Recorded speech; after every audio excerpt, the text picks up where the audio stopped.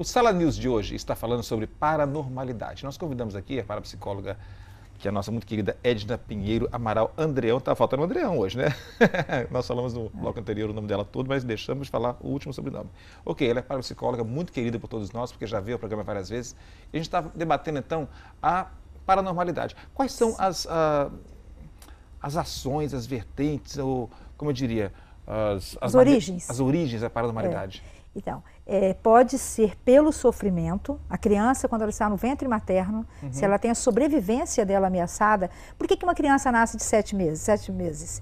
Porque ela tem a sobrevivência dela ameaçada lá dentro. E ela vai arrumar uma forma para ela poder nascer, para ela poder sair, ou ela morre.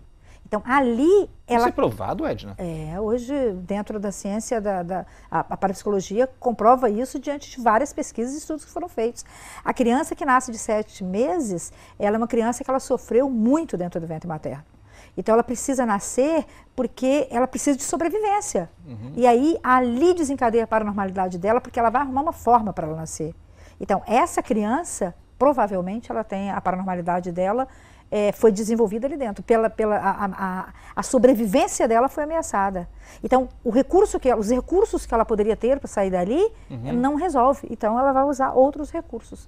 E ela vem a paranormalidade. Então, é pela ameaça à sua sobrevivência, ainda em ventre materno, hereditariedade, porque existem famílias que têm rezadeiras, parteiras, você vai buscando a linha, isso se estende, né? Então, a gente sabe que tem pela hereditariedade e também pela meditação, pela contemplação, então são formas que desencadeiam E pode-se buscar a paranormalidade? Pode. Ou você tem, ou você não tem, ou você pode adquirir? Não, a paranormalidade é um direito de todo ser humano, é um direito não, é uma possibilidade que todo ser humano possa ter, treinado ou espontânea, né? A espontânea, quando ela ocorre, as pessoas às vezes não sabem que elas estão convivendo com isso, só que ao redor delas fica tudo desarrumado, né? Então, elas desencadeiam também de várias formas. Então, como seria? Existem psicapa, psigama, psibeta, são os fenômenos que vão ocorrendo. Eu não quis esquecer nenhum, por isso que eu falei assim, eu vou levar hoje porque eu não quero esquecer nenhum. Então, psigama é uma forma, onde usa a percepção, não usa os 5 sentidos. É percepção extrasensorial. É aquilo que você busca como recurso maior quando a sua sobrevivência está ameaçada para você conseguir sair fora dela perfeito e saudável. Então aí vem a intuição. A intuição é uma paranormalidade. Quantas pessoas pensam em alguém e a pessoa liga?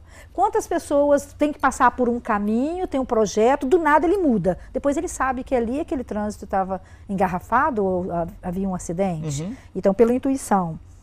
A pré-cognição é quando você consegue captar uma coisa antes que isso tenha vindo à tona. Por exemplo, eu tive uma paranormal que foi na minha sala para eu cuidar, ela disse para mim, no final ela me abraçou e falou, eu posso te pedir uma coisa? Eu falei, até 2. Ela manda olhar seu corpo, tá cheio de nódulos aí. E eu não sentia nada ruim, só coisa boa. Daí eu fui pesquisar, abracei e falei, obrigada que você foi um anjo, eu sabia a capacidade dela. Abracei e falei, obrigada que você foi um anjo na minha vida hoje. E quando eu fui buscar, óbvio que eu usei minha fé, pedi que o Senhor me mostrasse, eu vi meu diafragma enorme, eu entendi que era pelas vias respiratórias. E fui buscar. E quando eu busquei, eu estava com muitos nódulos, nos 2 pulmões, na pleura e no mediastino. Né? Então, veja, como ela viu isso? Impossível ela ver isso, nós como humanos. Né? E ela foi para lá por conta também de vários fatores, que ela disse que ela tinha matado o marido dela. Eu queria até que se essa senhora estiver me escutando hoje, que eu quero agradecer por esse bem que ela me fez. Porque quando ela foi para mim, foi para eu cuidar, que ela falou que tinha matado o marido dela e ela descobriu que ela era uma grande paranormal. E nunca mais eu consegui falar com essa senhora. Mas ela matou o marido dela? Não, ela viu tudo o que acontecia com ele, enquanto ele estava saudável. Todos os caminhos que ele passou. E ela achou, porque ela atraiu aquelas coisas para ele. Nossa, ela tem um sentimento de culpa que uma pessoa como essa carrega. Muito. Ela se isolou, ela não saía de casa, ela não mandou uma ficha para mim pelo computador, porque estava tudo monitorado na casa dela.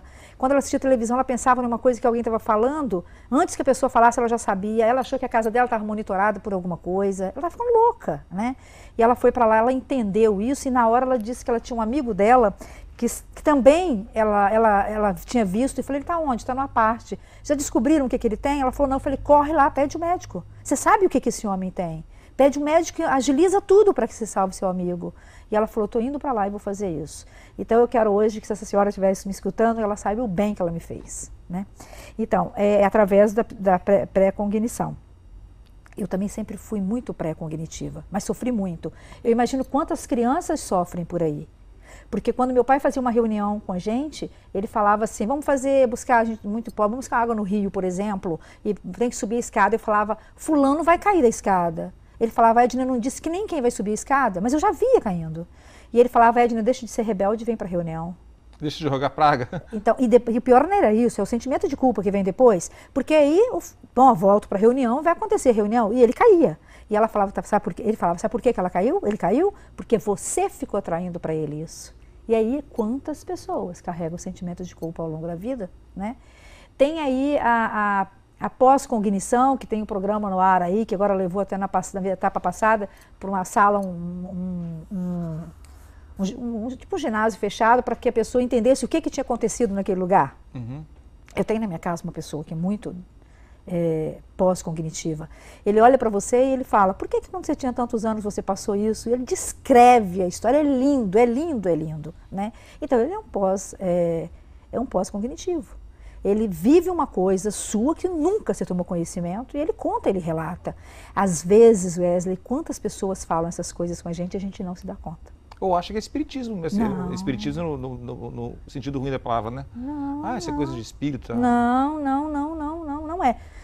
Óbvio que lá no espiritismo eles falam que o espiritismo aproveita o corpo, incorpora. Não, é a mente humana. Mas não tem casos de pessoas que entram no corpo de outras falando com vozes diferentes e até línguas diferentes? Isso. Então, como é que aquela pessoa pode ter todo aquele conhecimento? Então, não, lá dentro do... Você é aquilo que você acredita, Wesley.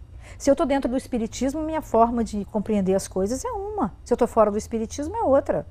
Quando eu entendo o início da história, que eu vou estudar a história do candomblé, eles tinham deuses que eles conversavam com eles, como os índios tinham Tupã, que era Deus. E hoje ficam as pessoas olhando o candomblé como uma coisa ruim. Vai estudar. Eu tive um padre que veio dar aula para nós de candomblé, que está fazendo um documento hoje em Minas, com a Igreja Católica, da história, resgatando a história do candomblé, sabe? Então, nós somos aquilo que são colocados para nós e nós acreditamos. Nós precisamos começar a pensar mais nas coisas que são impostas a nós, sabe? Nós fizemos um congresso agora sobre ciência e espiritualidade, foi fantástico, sabe? Nós precisamos começar a pensar naquilo que passam para nós, digerirmos aquilo, até que ponto aquilo é real, é verdade, para não deixar isso entrar aqui e se tornar como uma verdade, uma crença. Ela pode ser limitadora, como pode ser fortalecedora, as fortalecedoras que fiquem, né? Mas as limitadoras que não entrem, né? Precisamos ter esse cuidado. Então, a pós-cognição é isso. A clarividência, que a gente chama dentro da parapsicologia do sistema Grisa como claripercipiência. Eu estou com minha fichinha porque eu não quero esquecer nenhum, viu, gente? É claripercipiência. Eu estava atravessando a ponte com uma criança num banco do carro, aqui na ponte, a mãe dirigindo. Do nada ele colocou a mãozinha na cabeça e falou, tá matando, tá matando, tá matando. Ele começou a entrar em desespero no carro. Na hora eu falei, um grande paranormal. E aí eu falei, o que você está vendo? Ele contou. Quando ele chegou em casa no Jornal das 7, ele olhou falando do que tinha acontecido, ele falou, é aquilo que eu vi. Ele viu na hora que estava acontecendo. Que loucura. Paradinho para os comerciais, então a gente se empolga aqui, né? E esquece até de chamar os comerciais. Mas voltamos já, tá?